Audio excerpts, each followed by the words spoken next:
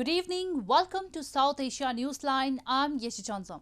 Here are the top stories we are tracking for you on Tuesday, the 2nd of November. Prime Minister Modi launches India-led initiative to boost infrastructure in small island nations. Thousands rush into Afghanistan as Chaman border crossing reopens. And people across India throng markets to buy gold and utensils on auspicious Hindu festival Dhanteras. And now for all the details. Indian Prime Minister Narendra Modi on Tuesday launched the initiative for the resilient island states for developing infrastructure of small island nations during the COP26 climate change summit in Glasgow. PM Modi said it gives a new hope, a new confidence and satisfaction of doing something for the most vulnerable countries. He later also held bilateral meetings with several world leaders attending the climate conference. Indian Prime Minister Narendra Modi on Tuesday launched the initiative for the resilient islands for developing infrastructure of small island nations on the second day of the COP26 climate change summit in Glasgow in the United Kingdom. Co-hosted by Australia and the UK, the IRIS launch event saw participation of Prime Ministers of Fiji, Jamaica and Mauritius, the countries that are likely to benefit from this initiative. PM Modi stated that the small island developing states face the biggest threat from climate change and said India's space agency ISRO will build a special data window for them to provide them timely information about cyclones, coral reef monitoring, coastline monitoring, etc. through satellite. Climate change से सबसे अधिक खतरा small island developing states seeds को है. ये उनके लिए जीवन मृत्यु की बात है. ये उनके अस्तित्व के लिए चुनौती है. क्लाइमेट चेंज की वजह से आई आपदाएं उनके लिए सचमुच प्रलय का रूप ले सकती हैं. ऐसे देशों के क्लाइमेट चेंज न सिर्फ उनके जीवन की सुरक्षा के लिए बल्कि उनकी अर्थव्यवस्था के लिए भी बड़ी चुनौती है. The Indian Prime Minister later in the day also held separate bilateral meetings with world leaders including his counterparts from Nepal, Israel and Ukraine and also Microsoft co-founder Bill Gates. Earlier on Monday in a national statement at the COP26, Modi announced 2070 as the target for his country to reach net zero carbon emissions. He stated India would increase the share of renewables in its energy mix from about 38% last year to 50% by 2030. At least 15 people were killed and 34 wounded when two explosions followed by gunfire hit Afghanistan's biggest military hospital, Sardar Mohammad Daud Khan in Kabul, a Taliban security official said on Tuesday. The number of casualties is expected to rise. There was no immediate claim of responsibility, but the official Bakhtar news agency quoted witnesses saying a number of Islamic State fighters entered the hospital and clashed with security forces. Moving on, thousands of people rushed into Afghanistan through Chaman border crossing with Pakistan on Tuesday as it reopened after a nearly month-long closure. Chaman border crossing, the second largest commercial border point between the two countries, reopened after talks between the Afghan and Pakistan governments, Pakistan media reported. The crossing, a vital source of customs revenue for the cash-strapped government in Afghanistan, was originally closed by Pakistani authorities due to security threats. Disputes over issues ranging from COVID-19 to the validity of Afghan travel documents have prevented the reopening of the Chaman crossing, despite severe hardships to truckers and local farmers. In late October, hundreds of traders in Pakistan protested the border's closure by blocking a local highway. As Afghanistan sinks deeper into economic crisis, neighboring countries have been increasingly worried about a mass movement of refugees. Pakistan's Prime Minister Imran Khan has defended the agreement between his government and the banned Tehreek-e-Labbaik Pakistan party as the only viable option left to defuse tensions amicably, as it warded off further bloodshed. However, leaders of opposition parties have termed the deal as surrender by the state and demanded its details should be made public. Pakistan's Prime Minister Imran Khan, during a meeting of the ruling PTI's core committee on Monday, said the agreement between his government and the proscribed Islamist group Tehreek-e-Labbaik Pakistan or TLP was the only viable option left to diffuse tensions amicably, saying the move warded off further bloodshed. The Sunday's pact, the details of which remained under wraps, came after around 2 weeks of clashes that left at least 7 policemen dead and scores injured on both sides. Thousands of TLP supporters had launched a march from Lahore towards capital Islamabad on October 22 to press for the release of their imprisoned leader Saad Hussain Rizvi and demand the expulsion of the ambassador of France for the publication of a series of caricatures depicting Islam's Prophet Muhammad in a French satirical magazine, which Muslims consider blasphemous. Meanwhile, leaders of the opposition Pakistan People's Party or PPP have termed the agreement a surrender by the state. PPP Vice President Sardar Rehman questioned the government over the secrecy around the deal and asked to make it public. The government had earlier rejected the expulsion demand, saying that such an action would isolate Pakistan internationally. The National Security Committee had also vowed to crack down hard on the banned TLP if violent protests continued. Moving on, Gilgit Baltistan's former Chief Minister Hafiz Hafeezur Rehman has slammed Pakistan Prime Minister Imran Khan's ruling PTI government for failing to control inflation, which has made the lives of the people in the illegally occupied region extremely difficult. In recent days, a series of protests have also been held by locals and opposition parties in the region against the rising poverty and unemployment.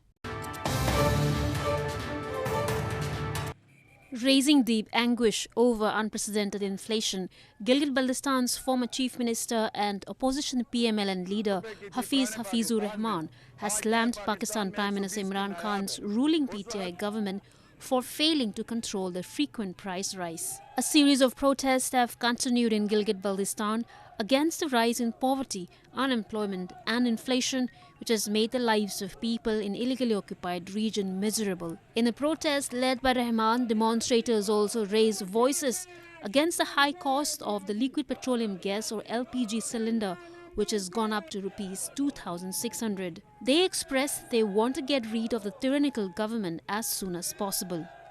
ये तो वादा करके आए थे, हम नए घर देंगे, नई नौकरियां देंगी, लाखों जॉब छीने, लाखों घर छीने, छतें छीनी लोगों के साथ। तो एक हद तक हम जमहूरी पार्टी हैं, हमने बर्दाश्त किया हमारी जमातों ने, ताकि जैसे तैसे ये सिलेक्टेड आया है ये गिला ना करे, इसको लाने वालों को भी गिला ना हो, और इसके सिलेक्टर भी परेशान हैं जो इसको लेके आए थे। हर चीज, सीमेंट, सरिया, दालें, चावल, घी, हर चीज यहाँ दुगनी होती है।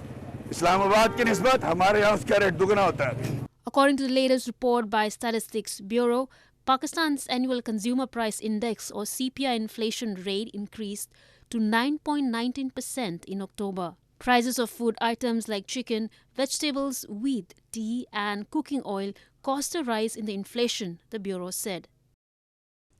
Afghans are worried of worsening economic situation and the spread of poverty as most people live below the poverty line since the Taliban takeover in August.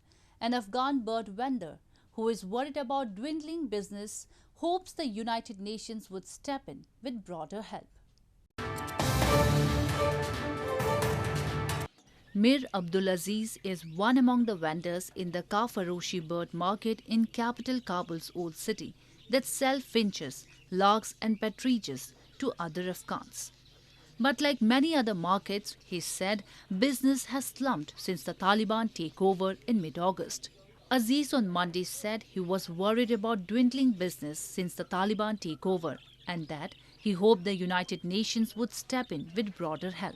20 سال से भी याद को 10 جنگ کردن آمدن ترک رئیس جمهوری وقتی که جامعه جهانی مردم همسایه افغانستان کسی که به افغانستان دلسوز است کسی که به افغانستان کمک میکنه وقتی که او ایار قبول نکنه و نشناشه از روی چی معاش بتاسه هر روز اونمو دوره سیاه سابقه گذشته از یا صاحب کنمه تو مردم به شلاق بزن و مردم صاحب به شلاق بزن و مردم قصاص کو مردم حق و ناق صاحب پشتشان بینمی ارتباط یار مردم نمیخواه. The Afghan people are suffering from growing inadequacy of food and clothing as grain prices have kept soaring due to the freezing of Afghanistan's bank assets by the United States.